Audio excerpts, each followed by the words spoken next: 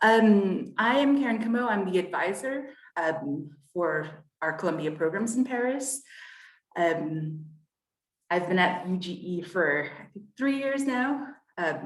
Excited to see you all. Some of you I have seen before.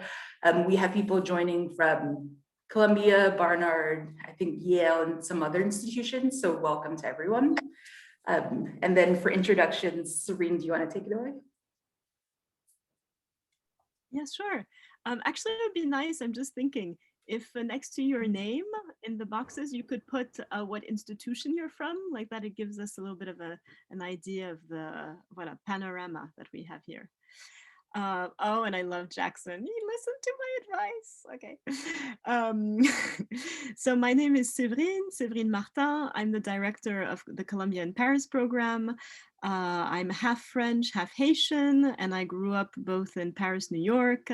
I went to Barnard as an undergraduate and Columbia for my PhD. And yes, and I love being the director of the Columbia in Paris program because I feel that I'm giving back to America what it has given to me as a French student coming to study in the United States. So obviously, what I love the most is, and my team, what we love the most is welcoming you all en présentiel, in person in Paris. Right now, things are what they are. I'll let Innie talk a little bit more about all the virtual programming that we have going on, and Joanna as well when they introduce themselves.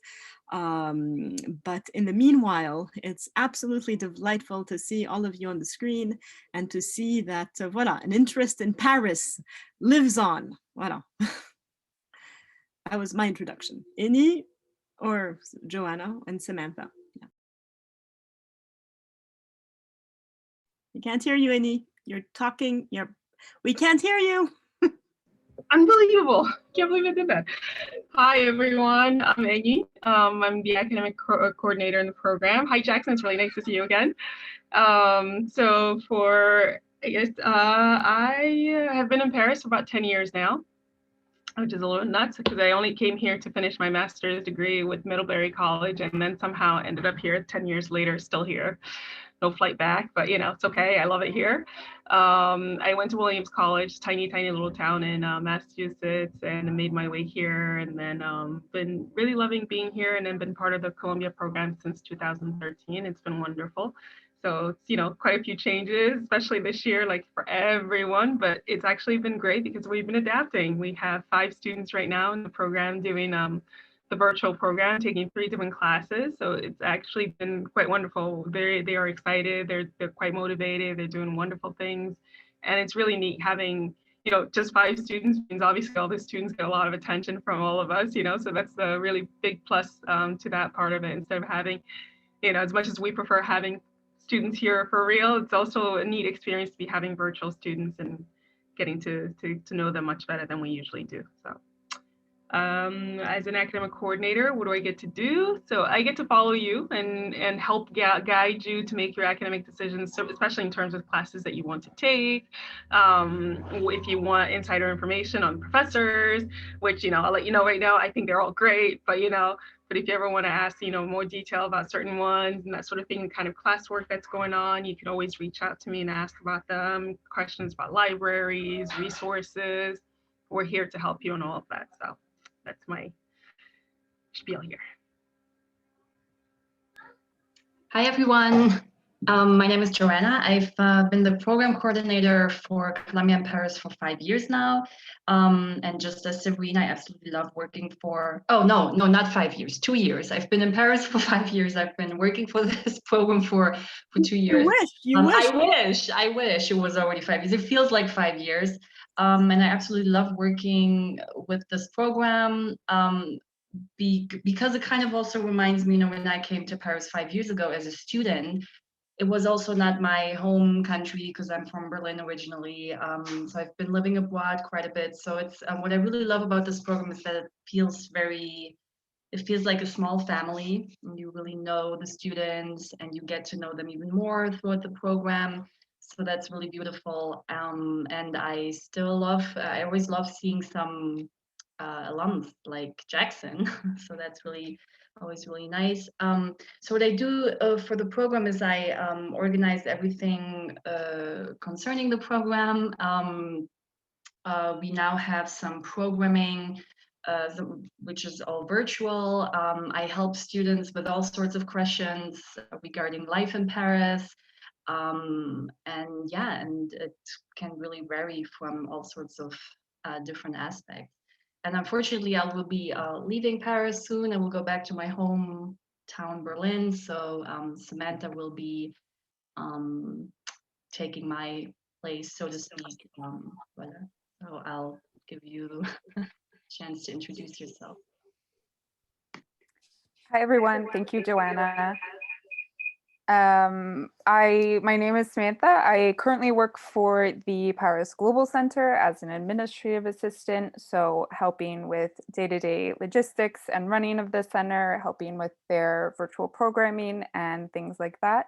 And as Joanna mentioned, I will be taking over her position once she goes back to Berlin. I also came to Paris as a study abroad student in 2012, and I ended up staying here because I loved it so much. I did a master's degree at the Sorbonne and now have been at the Global Center for about a year and a half, almost 2 years. So I look forward to learning about this program with all of you and hopefully getting to know all of you better. Thanks. And as you'll guess, there are a lot of love stories behind on multiple levels of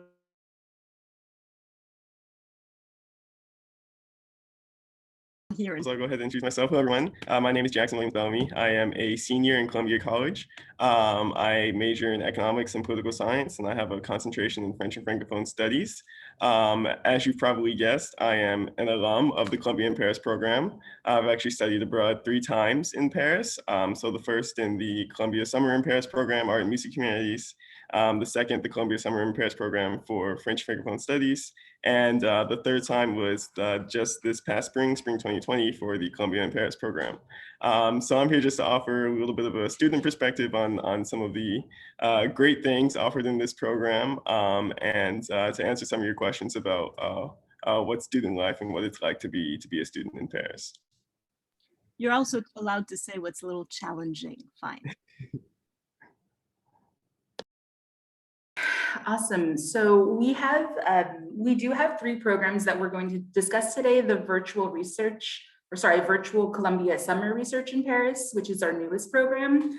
And then we will talk about the Summer in Paris program and then the Columbia in Paris semester program. You can, as I said, you can always feel free to unmute yourself and ask a question if you have it or send it through the chat. So first, I will talk a little bit about the virtual Columbia Summer Research in Paris. As I said, it's our newest program. It's a non-credit opportunity. So we're always kind of excited to have new programs and new modalities available to students. Because it's new, I think many of you probably haven't had a chance to look at it on our website. So I just want to give a brief overview of it. It's a research program that basically aims to support students that are doing virtual research.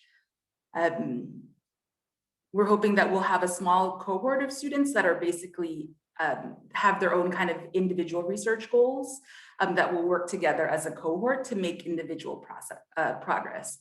So basically supporting each other, meeting and talking about the research that you want to do, and then also learning about the different digital archives and resources that are available to you. And then also meeting with members of the Columbia Global Network of Scholars, basically. So that's sort of what we're envisioning for this research program. To apply, you would need to submit a letter of recommendation or faculty sponsorship. So you would need to kind of, you would basically need to have kind of been talk about this with a faculty mentor. And then also you would need to submit a research proposal. Severine, is there anything that I'm missing? No, that's really good. I mean, no, I think that's good. I mean, for me, what I see that's kind of amazing about this opportunity as we were, thinking about it and designing it is really, and we're used to following students with their research projects in Paris. But really what this is about is fine tuning your research and archival skills by just plunging into the digital databases that are available in the French-speaking realm. And I think that's a really rare opportunity because, most of the time when you're doing your research, like, okay, you're cramming, finding the books, the materials that you're going to be using, and then it's like, making an outline and then, spending a lot of time drafting your paper. Whereas here in a sense, you're really focusing on the bibliography that you're creating, and you're familiarizing yourself with those sources. And I mean, I can say just from my own personal experience what a joy it is to do research in archives, and so to have somebody to be connected through the program with a scholar in France who can actually help you on a particular research topic is just something that's invaluable, if you say that in English. So if there are any follow-up questions, you can email Karen, she'll guide you around, but that's about it. Innie, do you want to add something about that, about the faculty, or in terms of, oh, we can't hear you, You're doing it again.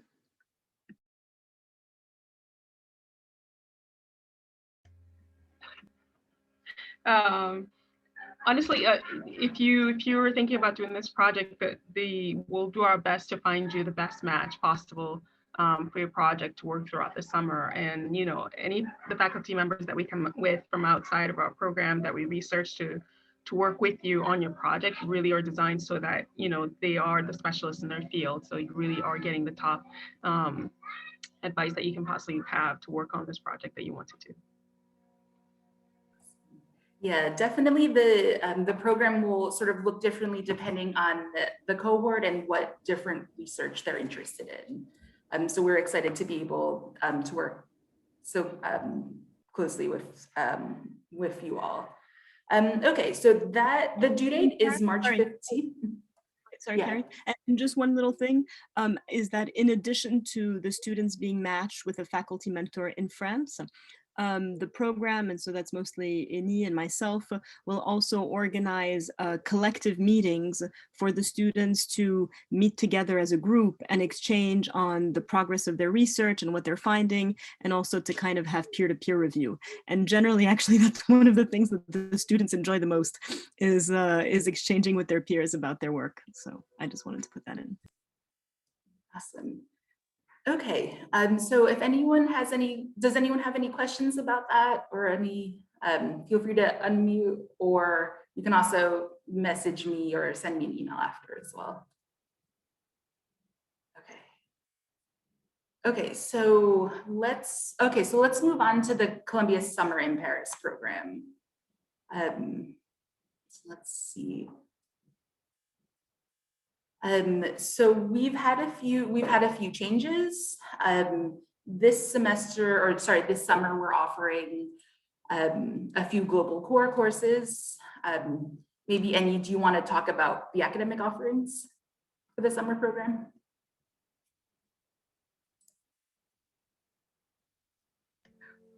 I'm just going to leave the unmute on for the time. So we have 3 classes that we're offering. They're all global core courses. So if you haven't had the chance to complete your global course, this will be a perfect time to do them, right? The summer. So the 3 great global core courses that we're offering. First one's called City Diplomacy. We have Black Paris, and then we have Sex Trade Economy. The 3 wonderful courses that we're offering for the summer that you can have the opportunity to take with us if you'd like. And so on a side note, just to say, we are planning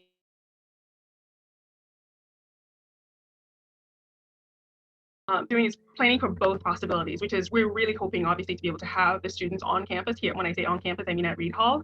but we're also planning for this to be a virtual program if we're unable to have students come here because of the travel ban in place at the moment.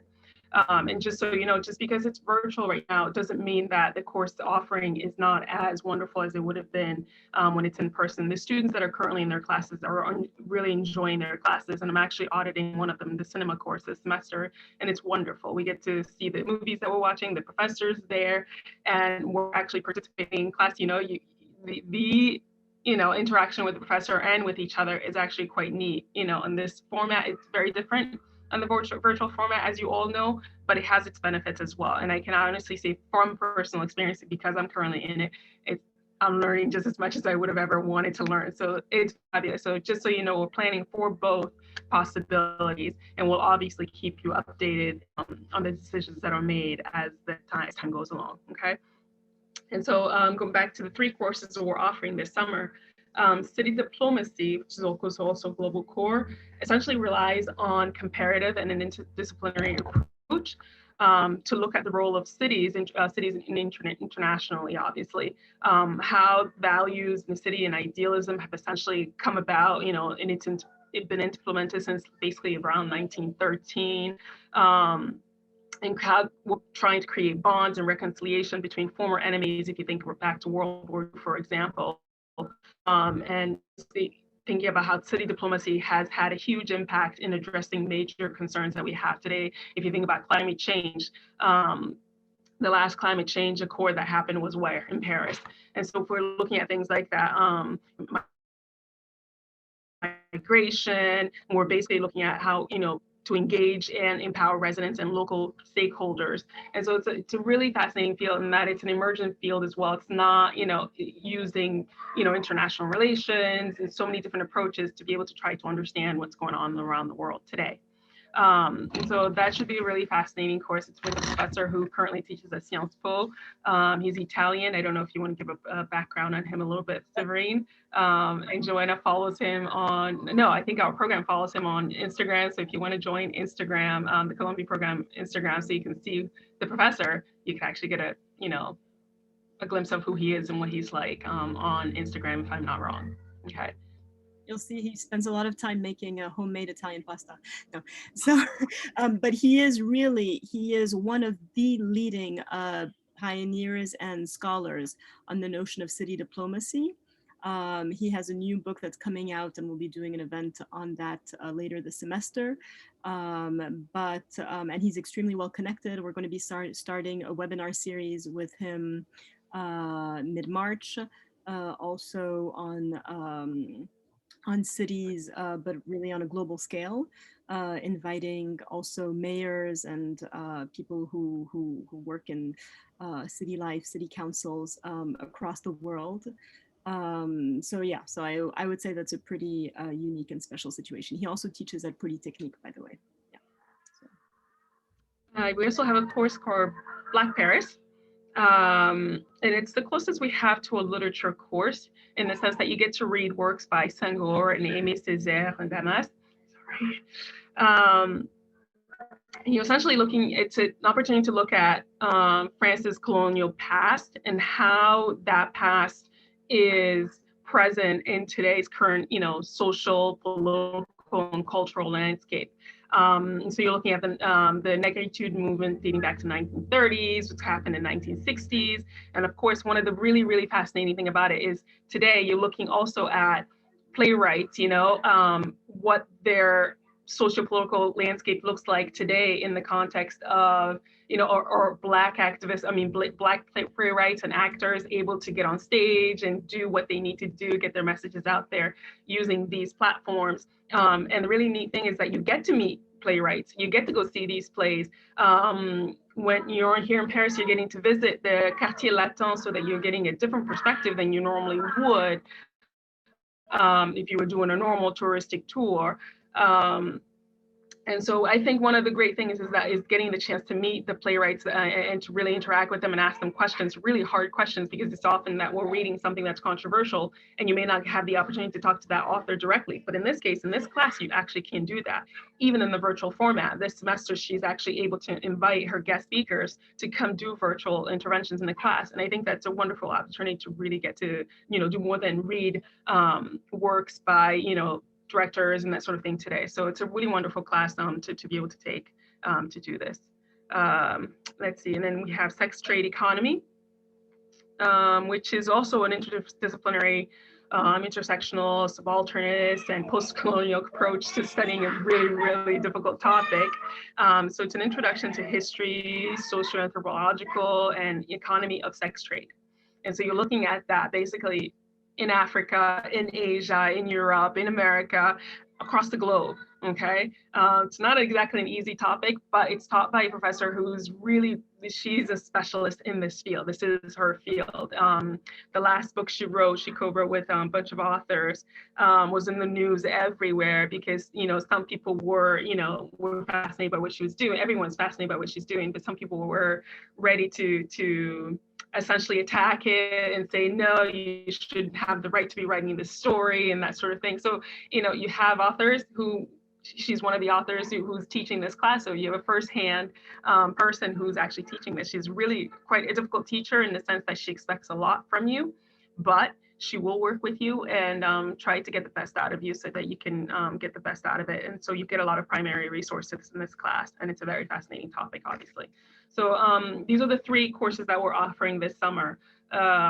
And they're taught by 3 great professors. And so if you need to get a global core off your list, this is a great way to do it. You can take 1, you can 2 or 3 courses and enjoy taking them with the wonderful, amazing teachers right here in Paris. So I obviously would highly, highly recommend it. Yeah, I just want to jump in and add a little bit onto that. So I took Black Paris during my semester in Paris, and it was a fantastic course. Everything and you said is really true. You really get a different sense on the city, and you get this exposure to a lot of Paris that a lot of people don't see. During my semester, we took 2 walking tours, one of the Quartier Latin, and then another of Château Rouge in the 18th arrondissement.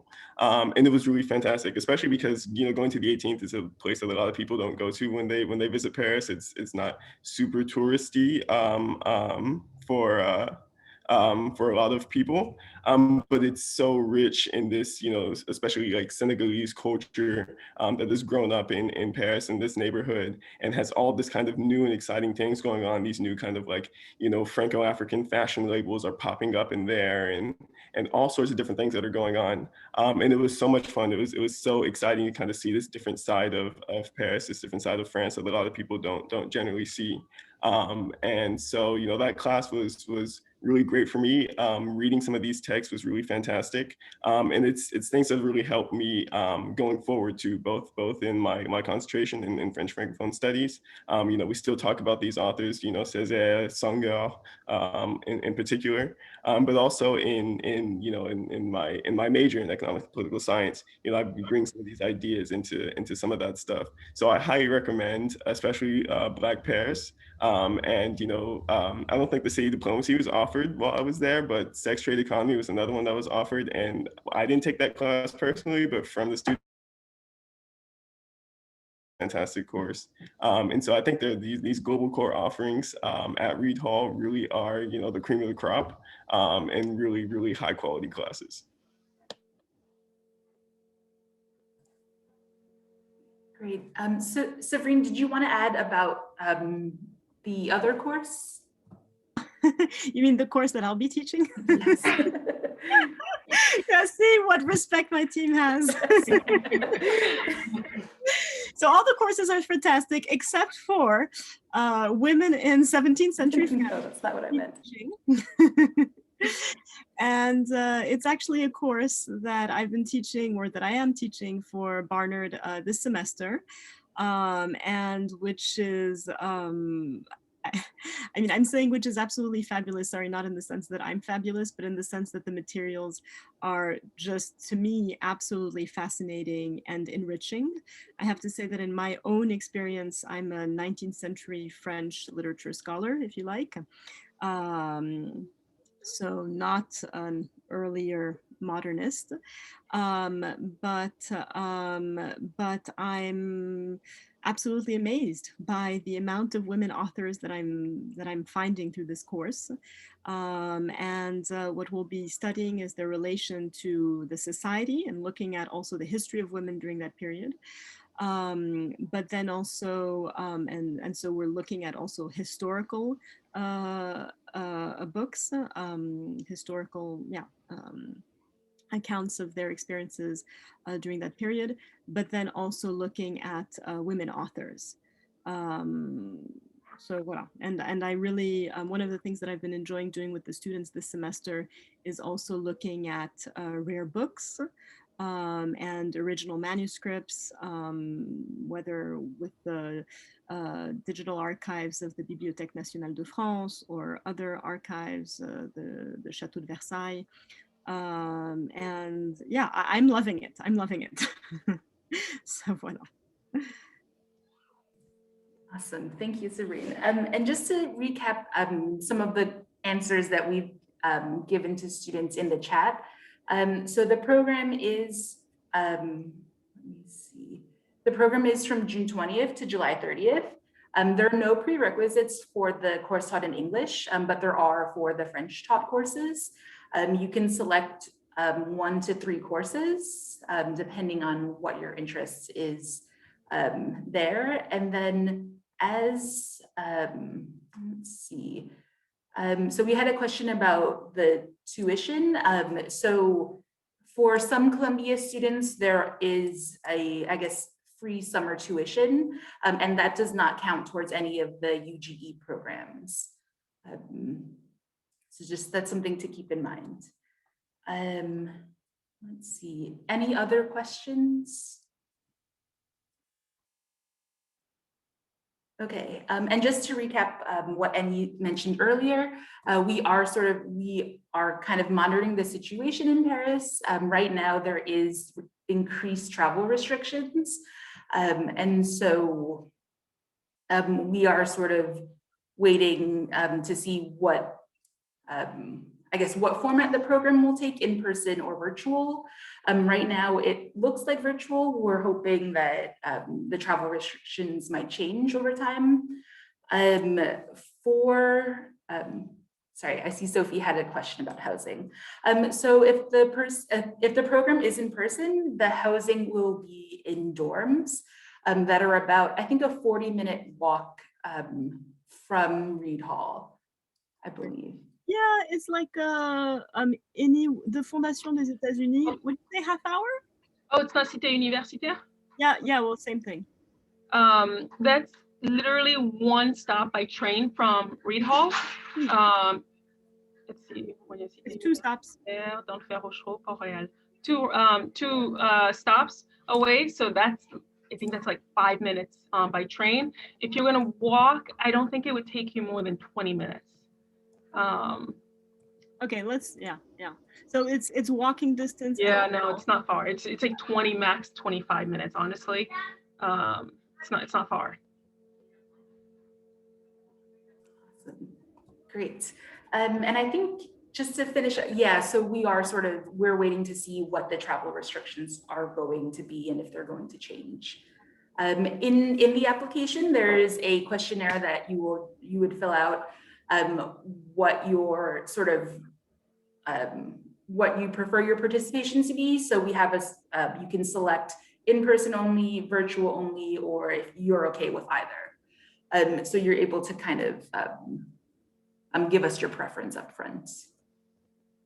Okay, so it looks like that's all the questions for the Summer in Paris program. Let's talk about the Columbia in Paris semester program, which includes fall, spring academic year. Let's see. Okay, so Annie, do you want to talk about what's being offered in the fall? So in addition, for the fall semester, in addition to the 3 global cores that I just talked about, we have several other courses that we'll be offering that, are obviously very wonderful.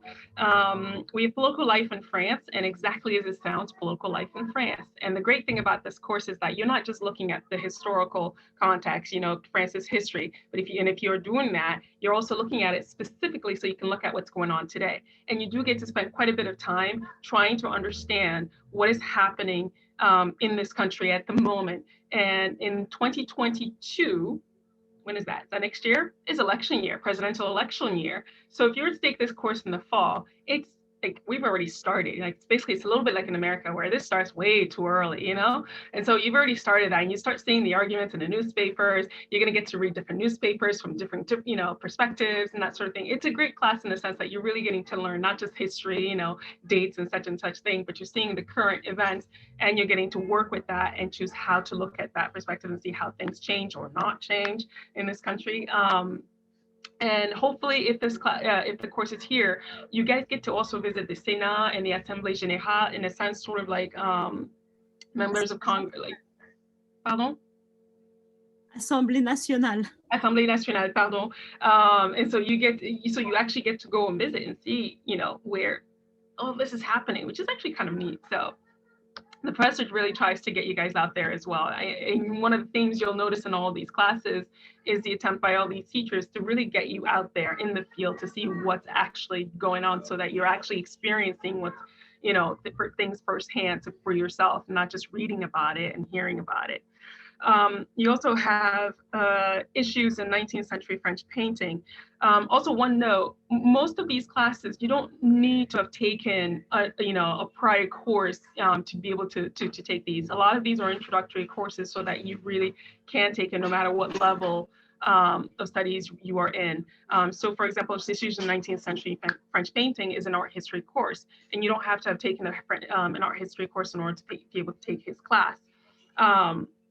And so in this class, in this particular context, you're looking at individual artists, but you're also looking at what was happening, sociopolitically at the time, and how those big movements, were impacting these artists. And so you're looking at big artists from the French Revolution, like Jacques David, who was the official, apparently, painter of the French Revolution, to Cézanne and Van Gogh. And so you're looking at all of these different movements. You're looking at all of these and trying to see what, the contexts were during their time period, and how that's impacted, modern art even today, and that sort of thing. So it's an interesting course in that if you've never taken art history and you're fascinated, you want to do it, this is a great place. And of course, the great thing is on place here, when we're here, sur place, you actually get to go visit different museums, not the Louvre, the Musée d'Orsay, and various galleries, and smaller museums that you may not know about. With the virtual, one of the great things is that a lot of museums are offering virtual tours as well. And so he's a professor who knows he's got his resources, so he'll be able to still have you visit should this, not work out, in person, but we're in person. We'll cross, everybody, toes, fingers, that it's in person, right, for the fall semester. We also have a cinema course in which it's more of a transatlantic perspective, in the sense that you're looking at French and American cinema. So the approach is a story of cinema from a Franco-American perspective, from basically you looking from up until World War II. France apparently dominated the cinema world, and then from World War II on until today, it's American cinema that dominates around the world. So you're getting to, but you also, even though that's the case, you're still looking at the relationship between the two countries and the two fields. So you'll get to look at, films by Chaplin, Lubitsch, and see how they portray France, especially Paris, in their films. And then also getting to look at French directors as well, like Desplechin and so on, and see what they're doing and analyzing basically French and American cinema. It's great. So I'm in the other course right now, taught by Fabien, where we're specifically looking at how Paris is portrayed in American cinema. And it's actually fantastic. It's very fascinating. So you can't go wrong. Yes. And actually, sorry, I'm trying to. And actually, something about the cinema course in the fall. Mm-hmm. So what's really nice is the two faculty members who teach cinema in Paris alternate. Fabien, who's teaching the course right now, is actually the former student of Marc, and they're now teaching at the same university. It's Université Gustave Eiffel. And what we do in the cinema course between fall and spring, in the fall we have a series that's normally in person, but that can also be done virtually. And as a matter of fact, we may start, even if there's an in-person program that resumes, we'll probably be doing a hybrid for these types of events. And it's a series called Les Rencontres du Festival de Cannes, where we invite directors, film directors that have been recently awarded in Cannes, to come to Reed Hall and speak to the students. So we have a film screening, and then there's a discussion with the director. So obviously all the students in the film class have to go. And then it's open to everybody, both in the program, but there are other American programs at Reed Hall, but also open to the public. That's been very nice. We've had so far we've had 3 major filmmakers come to Reed Hall: Arnaud Desplechin, Romain Campillo for 120 battements par minute, and Laurent Cantet. I mean, they're all huge. Laurent Cantet did maybe, actually now I'm more shy with my references because I realize my references, which seem like yesterday to me, are like dinosaur age for you. But Laurent Cantet did notably the film Entre les Murs, which is often studied in French classes, including in high school, if you've done high school French. So voilà. And in the spring, the little twist is that with the film course, so taught this time by Fabien, we actually take the students to the Cannes Film Festival for the last 4 days of the program. So it's just something you need to kind of organize, because it means you need to have done all your other work for your other classes beforehand. It's voilà. And it's not a day at the beach. We explain what that's like going to Cannes. But we've had wonderful experiences. Actually, if you look at our Columbia in Paris Instagram thingy, you'll see some pictures of the students at the Cannes Film Festival. I think they had a good time.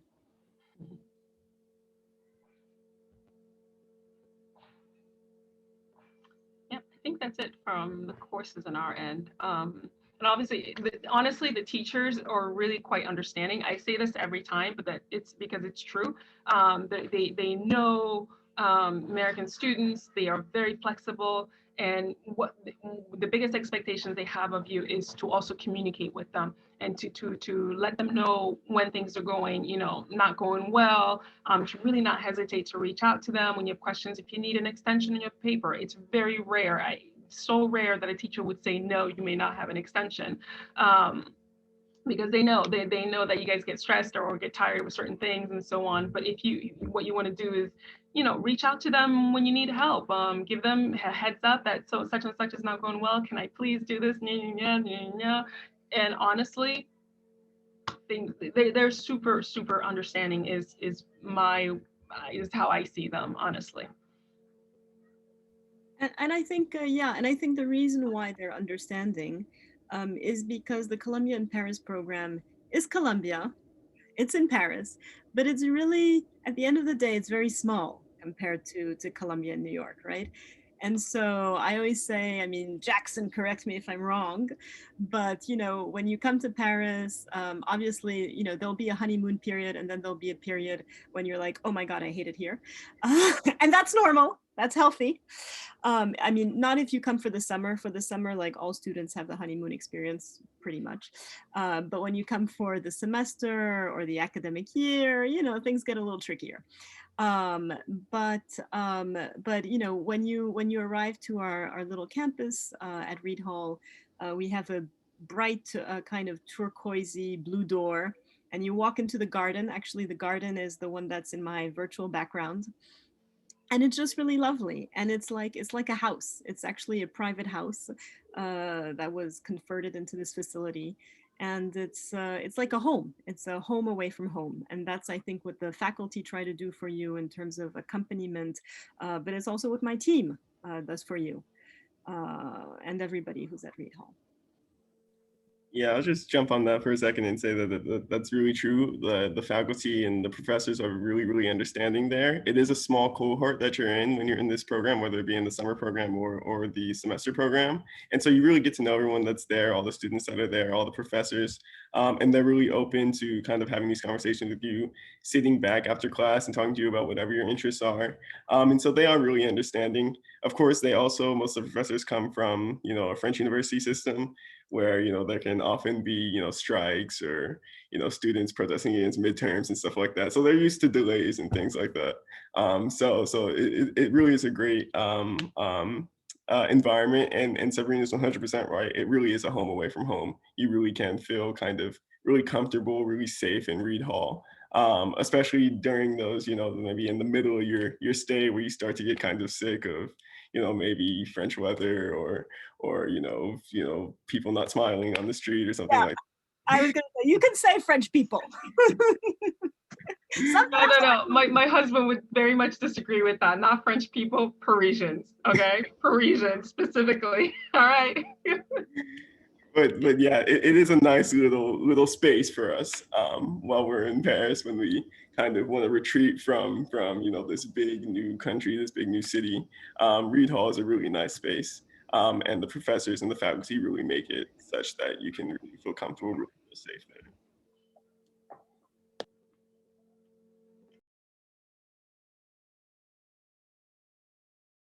Okay, awesome. Does anyone have any questions for us about the semester program?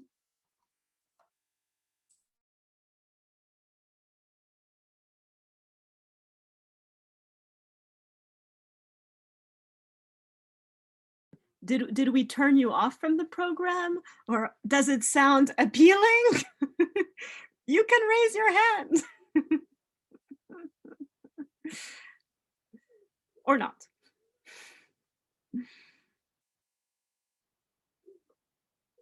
I'm curious, how many people are interested in the summer or fall or both? No one? Oh, okay. No, Diana, some interest. I see a heart. Oh, I see Brianni. What does a heart mean? It means she loves us. What do you? Got it. Sarah loves We'll us. heart back at you if I knew how to do that. Yeah. See, Diana says she's interested. Okay, cool. That's good. I saw a question from Sarah. How does the spring program work for seniors? You would basically, I don't know if you're a CC student or a GS, but you would work with your advisor. At Columbia, you would fill out a senior year abroad form. And so you would need to just get special approval, and then you're able to take the courses. I would suggest meeting with me to talk it through if it is going to be your last semester before you graduate. Okay, someone asked, what are options for taking classes at the Sorbonne? Sabrine. So that's an excellent point. So normally, right, our program is fully immersed with the French universities, meaning Paris 1, Paris 4, Paris 7, and Sciences Po. With everything that's going on, it's a little bit more difficult to make any promises regarding the possibility of having those courses at the French university. For two reasons. Reason number one is that all your institutions, whether you're coming from Barnard, Columbia, I saw some Yale, Hamilton, right? Regardless of your institution in the United States, most of them are very, have a lot of, safety protocols around allowing study abroad to resume. And while our facility has been, completely approved for a long time now, actually, as a safe place to have students, to host students, right? We're located at the Global Centers Paris. We have students currently who are international students and who are using our facilities because they were not able to go back to Columbia. but right, the vetting of each of all of our institutional partners is a bit trickier slash extremely complicated. And then there's also a question of academic continuity, because while we are able to provide academic continuity, regardless of, you know, if, let's say, like last spring, you know, and God forbid, but that you know, the program would have to be suspended and students would have to return home, we are completely able to provide you with that academic continuity. With our partners, that's also much more complicated.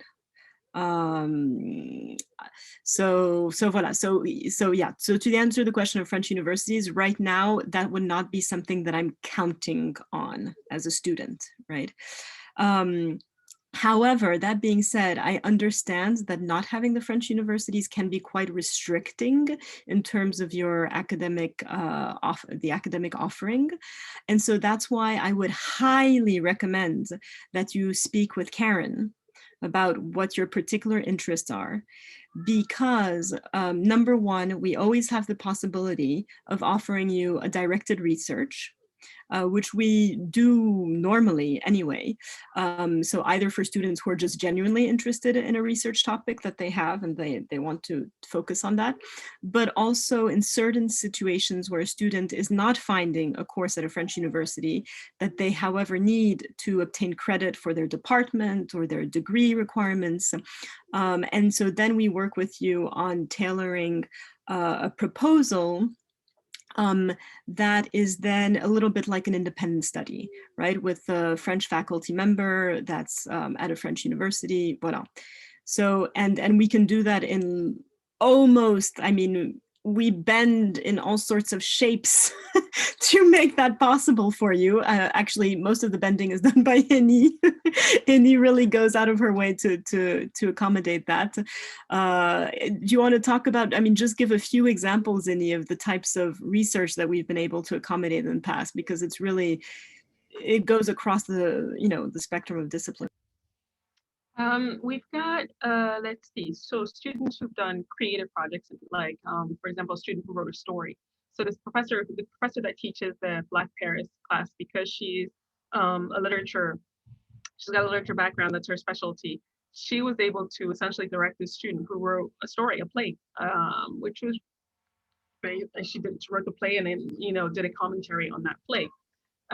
So that was something no one had really done before. And she was like, actually, can I do this? And we were like, what? Let's see. And we talked to a few people, and Stéphanie Béat, who's the teacher, was like, of course, let's try this, because she knows, and she was actually able to put this student in contact with an actual writer as well. Pretty neat. We also have another student recently, just a few years ago, who came into the program already having a translation project for an actual play that was going to be, you know, actually produced. And she came in with that project, and she was able to continue with that within our context, and do the translation, do a commentary in that translation. It went beyond the number of pages she was supposed to do, but this was because this is an actual project, you know, in the real world that she could use as well. So that was also fascinating for her, and it was actually brilliantly done. We also have a student a couple of semesters ago who I was able to send to IRCAM, essentially digital music, trying to understand the algorithms of digital format, like AI, you know, writing music instead of a human writing music. And I was just completely thrown off. I was like, excuse me, you need to explain this to me in a language I can understand, because I have no idea what you're talking about. And so when that happens, you know, it's just a matter of sitting one-on-one with the student and trying to understand, so that I can explain it to the person I'm looking for, or to actually be able to find that person. So really, it comes down to you, what you want to do, being able to, you know, explain to us what you want to do. And then once we understand what you want, we find and we try very hard to find that person for you, so you can take it off in the direction that you want to do.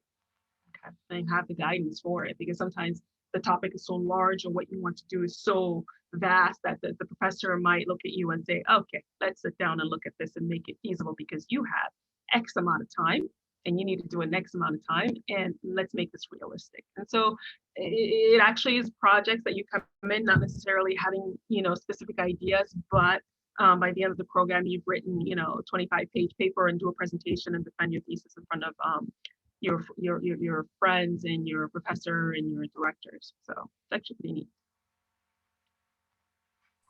Oh, I just to add to what Annie was saying, I think this is it's a really good great opportunity for students that are, I guess, a little more independent and maybe also have specific credit for their major that they want to get. It's a really great way to sort of to do coursework and work one-on-one with a faculty member. Yeah, and sorry, I wasn't. I was trying to read the comments at the same time. So maybe you mentioned this, Inni, but that we've done also projects in neuroscience, in biology, in computer science. So really, I mean, economics, obviously, but yeah, quite a wide range. I just wanted to respond to, I think, Paul. Paul, you attendez, because I'm a little lost here. Paul, I think you asked about, not, voilà, if you'll be able to do the program, even if you haven't taken a French class prior to the program, but you're taking a conversation course. So I would say yes. I mean, it's better, it's preferable. It's mostly for you, right? That you're, I don't know, in French we say that you're in the bath. So you're in the bathtub and so you're comfortable, right? You're swimming. And having a French class before helps, but it has happened on occasion that we've accepted a student, provided they've completed all their language requirements, right, who wasn't taking a French class the semester before. And once again, for all those questions, please discuss your individual situation with Karen, because we can answer things generally, but there's nothing general about human beings and about you. So so it's when we interact with you that then we understand your situation a bit better and are better able to guide you. Then there was also a question by Rebecca. And I would also, that's another thing, sorry, I would always say, before you think, oh no, I can't do it because they haven't covered it or da-da-da-da, please speak to Karen, because then we work things around. And we generally, right, there may be situations where we can't do something, right, and we will say it. But before saying no, we like to try to find a solution. Rebecca, you were asking if the dorms are far from or how close they are to the local universities, especially the Sorbonne. So I have to, how do you say, I have to disappoint you, unfortunately, a bit, or I'm breaking the myth. The Sorbonne is not one place. It's multiple places. They just like calling it the Sorbonne, but then it's all over the city. So there, I mean, the one true real Sorbonne, if you like, is Paris 4. And even that has multiple campuses and multiple sites. And because France is a very hierarchical society, as you will discover. So it's like this, it's a pyramid. And so if you're first year, you get sent way out of the city, not out of the city, you're in the city, but you're really on the periphery, right? When you're a second year, you're also mostly on the periphery, but then you're a third year student, oh my goodness, and you are allowed to be in the Latin Quarter, right? With the master students and the PhD, but you have to work your way there. So, so it's difficult to answer your question because of that, because it really depends on what campus and what not only what campus, what university you're taking your courses with, but also at what level, if you're first year or second year, or versus your third year. Some students, so actually we recommend INI, but I mean, so you'll be working with INI in terms of academic advising for what types of courses to take if we have courses at the French university, if. But generally I would say stay away from the first year courses, even you shouldn't go there just because you're scared. Those are actually the hardest courses. And then, but we'll go over that more in detail, right? Once you're accepted and blah, blah, blah, once we know what's possible. But voilà, you're completely capable of taking second and third year courses.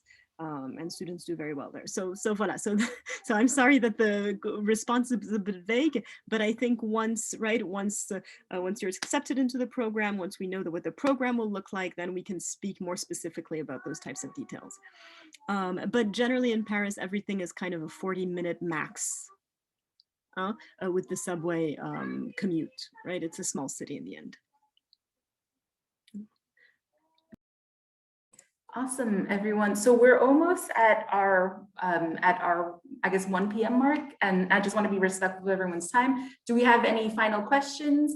Again, I encourage you to actually make an appointment and speak to me for any sort of individual questions, because I did mention we're recording.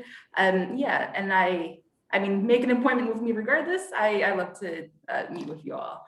But okay, any final questions? Before we do end, I just want to say that I am also a peer advisor at UGE, particularly for the Paris program. So you can find all my information on the website. And so if you have any more questions in detail, especially about what it's like to live in Paris, what it's like to take classes at the Sorbonne and other French universities, because I have quite some stories about good and bad about that experience. But absolutely, please feel free to reach out to me. Please feel free to email me, reach out to me any way you want. And I would be happy to answer any of those questions.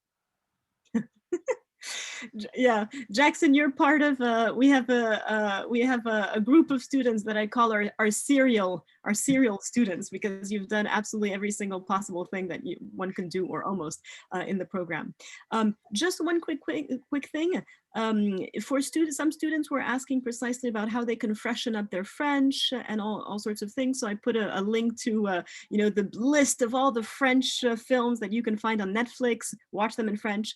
You can even put French subtitles. But also, Joanna was talking a little bit earlier about voilà. Exactly. Joanna was talking a little bit earlier about some of our virtual programming that we're doing this semester. And we have actually a conversation group with one of our instructors, Sabrina. Did you have Sabrina, Jackson? No. No, I didn't. What did you hear about her? Some of my friends did. Did they like her? Yeah. I think she taught their academic writing and section, and they said it was kind of tough, but it was a lot of fun. She is tough, but it was fun. So yeah, so anyway, so she's organizing these café conversation groups every Tuesdays. Joanna put in the link in the chat. You can register. So if you go on the web page, you can find the details for the topics of each session. So you can choose a session that interests you and register. And what's really neat about this is that she has guest speakers that come every once in a while. So we've had a DJ, a woman DJ, talking about being a DJ as a woman, and also kind of in an Arab context. And next, Joanna, do you want to talk about who the next guests are? Just quickly. Yes, so we have, in general, we have really interesting topics. So next week we'll talk about the cuisine français, and we will talk about how, that is kind of also a political term. And we have, you can check on the homepage that I just sent. It will be on March 9th. It will be Zazie Davitian. She has her own podcast. So it's really nice. The guest speakers are really interesting. So I'll put the link in the chat so you can register here, and you can improve your French, just listen to some French. It's really interesting. We'll talk about contemporary topics, and it's free and just 1 hour, so fun.